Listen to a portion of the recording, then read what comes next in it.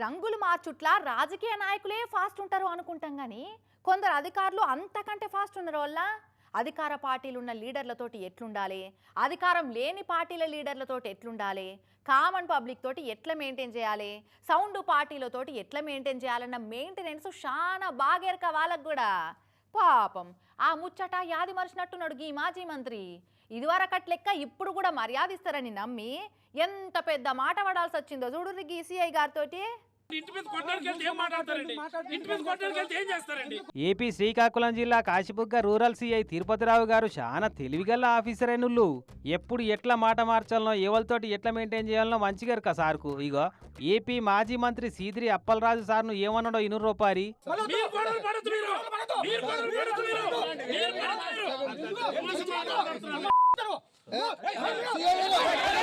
హాగా చూసిర్రా, నాలుక మడత పెట్టి మాజీ మంత్రి అన్న మినిమం మర్యాద లేకుండా గొడవ పడొద్దు అని ఏలు చూపెట్టి వార్నింగ్ ఇచ్చుడే కాదు, తమాషా డాస్తున్నారా మీరు అని ముఖం మీదనే అని పారేసిండు.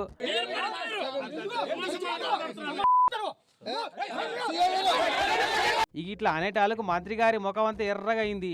ఏంటొచ్చిన లీడర్లు కార్యకర్తలంట మర్రబడ్డరిగా. వజ్రపు కొత్తూరు పోలీస్ టౌన్ కాడ నిన్న ఐతారం జరిగిన పంచాయతీ. పసల కొట్టం కాడ ఊళ్ళే సైకిల్ పార్టీ వాళ్ళకు పంక పార్టీ వాళ్ళకు నడమొచ్చిన పంచాయతీ అట ఇది. ధనరాజ్ అనేట ఆయన పసల షెడ్డు ఊల్చేద్దామని చూసి ఆయన భార్య లక్ష్మి అనేట ఆమె మీద సైకిల్ పార్టీ వర్గపోలు దాడి చేసుడే కాకుండా పోలీసు వాళ్ళకి చెప్పి పట్టుకపోయి రోజంతా వజ్రపు కొత్తూరు పోలీస్ టౌన్ లో పెట్టిరట.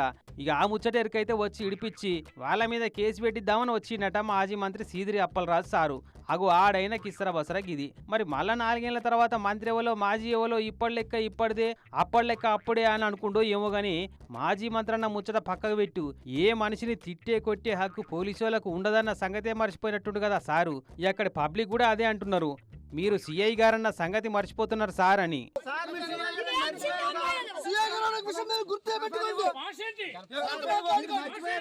మరి ఒక మాజీ మంత్రి పరిస్థితి గిట్లుంటే కామన్ పబ్లిక్ కథ ఎట్లుంటది అని కూడా అనుమానపడుతున్నారట. కానీ రంగులు మార్చుట్ల ఊసర వేలను మించిన రాజకీయ నాయకులు ఉంటే వాళ్ళని మించేటోళ్ళు తయారవుతున్నారు కదా కొంతమంది అధికారులు అనుకుంటున్నారు. ఈ సంగతి ఎరికైనా పబ్లిక్ అంతా